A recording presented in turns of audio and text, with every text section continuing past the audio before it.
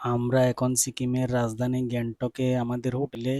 এটা ডবল বেডের একটা রুম। রুমটা মোটামুটি ভালো দুজনের জন্য।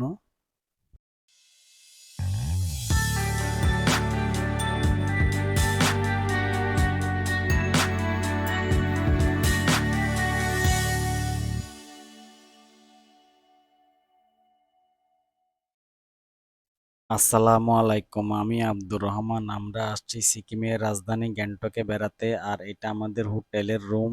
সিকিমের গ্যাংটকের মধ্যে দুজনের জন্য হোটেলের রুমটা মোটামুটি ভালো, ডবল বেডের একটা রুম।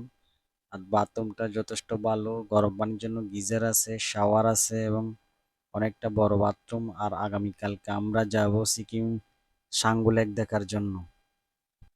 আমরা এখন সাঙ্গু লেকের উদ্দেশ্যে রওনা দিলাম, আর পাহাড়ি আঁকা বাঁকা পথ দেখতে দেখতে চললাম। পাহাড়ের পাথর দিয়ে বানানো দেয়ালটা দেখতে খুবই সুন্দর লাগতেছিল। পাহাড়ি রাস্তা, আঁকা বাঁকা উঁচু নিচু পথ বেয়ে আমাদের গাড়ি ছুটে চলেছে, আর উঁচু উঁচু পাহাড়গুলো দেখতে দেখতে আমরা যাচ্ছি। রাস্তাটা এমন ভয়ানক এবং এত বিপজ্জনক যে এক পাশে উঁচু পাহাড় আর এক পাশে একদম গভীর খাই। দেখতে খুব ভয়ানক এবং খুব একটা বিপজ্জনক রাস্তা বেয়ে আমরা ছুটে চলেছি সাঙ্গু লেকের দিকে। বিশাল বিশাল পাথরের পাহাড় আর আঁকাবাঁকা পথ বেয়ে আমাদের গাড়িটা ছুটে চলেছে মেঘের মধ্যে দিয়ে। এটা একটা টুরিস্ট পয়েন্ট, ভিউ পয়েন্ট। তাই অনেক টুরিস্ট গাড়ি এখানে দাঁড়িয়ে ভিউ উপভোগ করতেছে।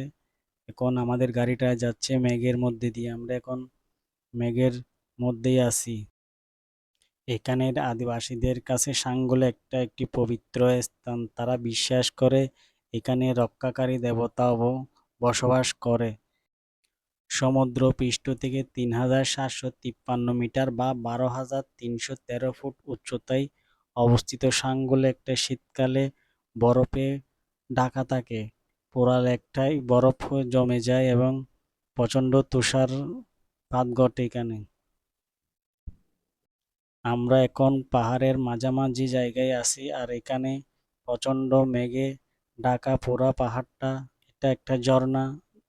বর্ষাকালে এখানে পানি প্রবাহিত হয়, এখন শীতকাল হওয়ায় পানি শুকিয়ে গেছে। আর বিশাল বিশাল পাথরের পাহাড় দেখতেছেন আপনারা, কত বড় বড় পাথরের পাহাড়। এই পাথরগুলি ধরে রাখছে এই পাহাড়গুলিকে। এটা আর একটা ঝর্ণা এবং ভিউ পয়েন্ট। এখানে টুরিস্টরা নেমে ছবি তুলতেছে। এখানে কিছু কিছু তুষার দেখা যাচ্ছে, বরফের তুষার। তাই এখানে টুরিস্টরা নেমে ছবি তুলতেছে এবং তুষারের বরফের তুষার উপভোগ করতেছে। আমাদের গাড়ি এখন আরো উপর দিকে উঠতেছে। সাঙ্গু লেকে যাবার উপযুক্ত সময় হচ্ছে মার্চ থেকে এপ্রিল মাসের মধ্যে। তখন ঠান্ডাও কম থাকে, বরফের আর্দ্রতাও কম থাকে। তখন সাঙ্গু লেকে যাওয়াটা খুবই ভালো, কারণ প্রচণ্ড শীতের সময় সাঙ্গু লেকে যাওয়া সম্ভব হয় না, কারণ প্রচণ্ড তুষারপাত এবং বরফে রাস্তাঘাট জমাট বেঁধে গাড়ি যেতে না পারে রাস্তা অন্ধকারী সেবাহীন। যার ফলে মার্চ থেকে এপ্রিল মাসটাই সাঙ্গু লেকে যাওয়ার উপযুক্ত সময়, এবং সেই সময় সাঙ্গুর পরিবেশ খুবই সুন্দর এবং খুবই পরিষ্কার থাকে, যা দেখতেও সুন্দর লাগে। শীতের সময় লেক প্রচণ্ড বরফে ঢাকা থাকে এবং চারপাশও বরফে ঢেকে যায়। তাই বসন্তের শেষের দিকে ফুলের সমারোহ এবং লেকের চারপাশে রঙের এক অপূর্ব সমারোহ তৈরি করে। ঋতু পরিবর্তনের সাথে সাথে সাঙ্গু লেকের বিভিন্ন রঙের প্রতিফলন ঘটে এবং স্থায়ী সিকিমিজ জনগণ এটিকে অত্যন্ত শ্রদ্ধার সাথে পালন করে। তসঙ্গ শব্দের অর্থ জলের উৎস। এই লেকের পানির উৎস আজও রহস্যময়। মানুষের মতে বর্তমানে এর একটি অবস্থিত। সেই এলাকাটি একসময় একটি ছাউনি ছিল যেখানে চামড়ি গাই বসবাস করত, এবং লেকের চারপাশে একসময় একটি উপজাতি গ্রাম ছিল। গ্যাংটক নাতুলা মহাসড়কে গ্যাংটক থেকে প্রায় 40 কিলোমিটার বা 25 মাইল দূরে এই লেকটি অবস্থিত। নাতুলা যাওয়ার রাস্তাটি উত্তর দিকে লেকের পাশ দিয়ে গেছে। চীন সীমান্ত ক্রসিং উত্তর পূর্বে সরলরেখায় মাত্র 5 কিলোমিটার বা 3.1 মাইল দূরে তবে সড়ক পথে প্রায় 18 কিলোমিটার বা 11 মাইল দূরেই লেকটি 11 মাইল দূরে অবস্থিত লেকটি। লেকটা অনেকটা ডিম্বাকৃতির, এর আয়তন 24.47 হেক্টর বা 60.5 একর। লেকের সর্বোচ্চ দৈর্ঘ্য হচ্ছে 836 মিটার বা 2743 ফুট এবং প্রশস্ত হচ্ছে 427 মিটার বা 1401 ফুট। সর্বোচ্চ গভীরতা 15 মিটার। সাঙ্গু লেকের পরে হচ্ছে নাতুলা পাস বা নাতুলা বাবা মন্দির অবস্থিত এখানে, এবং এরপরে হচ্ছে চীন ভারত সীমান্ত। আমরা এখন চলে আসছি একটা গ্রামে, এটা পাহাড়ের মধ্যেই অবস্থিত। সাঙ্গু লেক যাওয়ার আগেই পরে গ্রামটা, পাহাড়েই গ্রামটা অবস্থিত। আমরা এখানে কিছুক্ষণ রেস্ট করি এবং বিরতি দিয়ে একটু চা নাস্তা করে আবার সাঙ্গু লেকের উদ্দেশ্যে রওনা দিই এখান থেকে। বিশাল বিশাল পাথরের পাহাড়, কুয়াশা, মেঘ এবং ঠান্ডা বাতাসের মিশ্রণে এতই ঠান্ডা লাগে এই জায়গায়, সত্যি বলার মতো ভাষা না। অসম্ভব ঠান্ডা এখানে শীতকালে। এই সময় এত ঠান্ডা, শরীর একদম জমে যায় ঠান্ডায়। আমরা লেকের অনেক কাছাকাছি চলে আসছি। আমরা পৌঁছে গেছি সাঙ্গু লেক। এটা হচ্ছে জিপ স্ট্যান্ড, আর এটা হচ্ছে রোপওয়ে যাওয়ার ব্রিজ। সাঙ্গু লেকের এখানে রোপওয়ে আছে, যেটা দিয়ে আরো উপরে পাহাড়ে যাওয়া যায়। এটা হচ্ছে সেই সাঙ্গু লেক।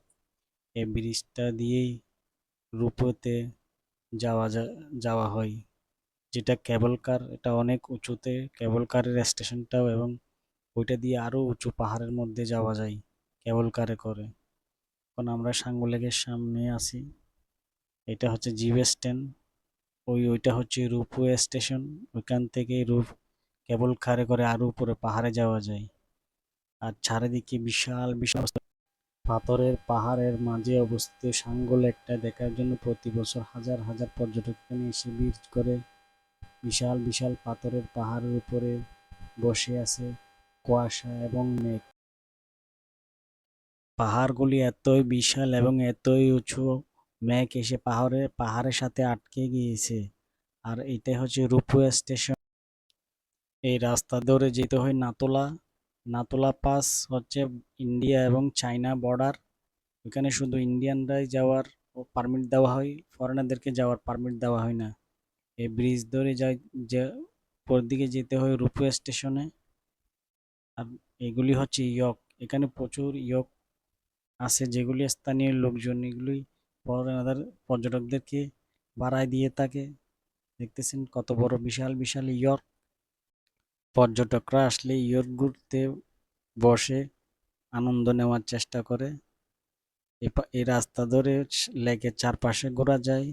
দেখতেছেন কত বিশাল লেক, চারপাশে পাথরের পাহাড়ের বুকেই বিশাল এই লেকটা অবস্থিত, যেটা দেখার জন্য প্রতি বছর এখানে হাজার হাজার পর্যটক এসে জড়ো হয়। শীতের সময় অনেক আরো বেশি পর্যটক আসে, কারণ এই টাইমটা হচ্ছে এখানে দেখার সৌন্দর্য। পাহাড়গুলো এতই বিশাল এবং এত উঁচু যে এগুলি স্বচক্ষে না দেখলে বিশ্বাসই করা যাবে না এই পাহাড়গুলোর উচ্চতা এবং বিশালতা কত।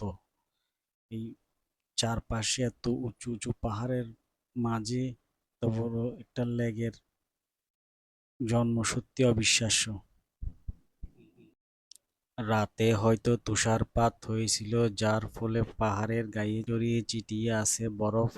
সাদা সাদা যেগুলি দেখছেন পাহাড়ের মধ্যে, এগুলি সব হচ্ছে তুষারপাতের ফলে বরফ জমা বেঁধেছে।